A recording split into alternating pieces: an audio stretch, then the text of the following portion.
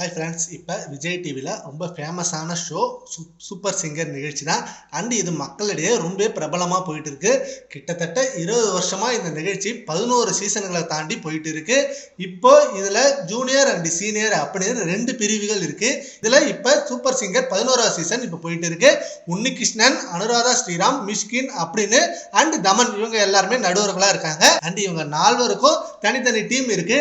இதில் ஒரு டீம்ல 5 போட்டியாளர்கள் அப்படின்னு 20 போட்டியாளர்களுடன் இந்த நிகழ்ச்சி ஸ்டார்ட் ஆனிச்சு. சூப்பர் சிங்கர்ல மிஷ்கின் பேசுறது அண்ட் அவர் செய்யும் கலாட்டா அப்படின்னு சோசியல் மீடியால செம்ம வைரலாகவும் போயிட்டு இருக்கு. இந்த நிலையில இப்ப ரீசெண்டா இந்த வாரம் டெலிகாஸ்ட் ஆன எபிசோட்ல சரண் ராஜா அண்ட் திசாத்தனா 2 போட்டியாளர்கள் சரியா பாடல.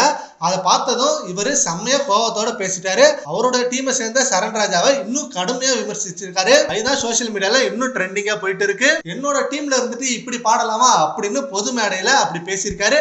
அந்த வீடியோவும் சோசியல் மீடியால செம்மையா ட்ரெண்டிங்கா போயிட்டு இருக்கு. மிஷ்கின் அவர்கள் அந்த சீசன்ல நல்ல காமெடியா பண்ணிட்டு இருப்பாரு அண்ட் அவருக்கு செம்மையா கவுண்டரும் போட்டுட்டு இருப்பாங்க. அப்படி இருக்க இந்த நேரத்துல அவர் கோபமா பேசினது ஒரு மிகப்பெரிய விமர்சனத்துக்கு உள்ளாகி இருக்கு. மிஷ்கின் இப்ப பேசுறது ஒன்றும் புதுசு இல்ல. எல்லா ஸ்டேஜ்லயும் எல்லா பொது மேடையிலும் இப்படிதான் பேசுவாரு.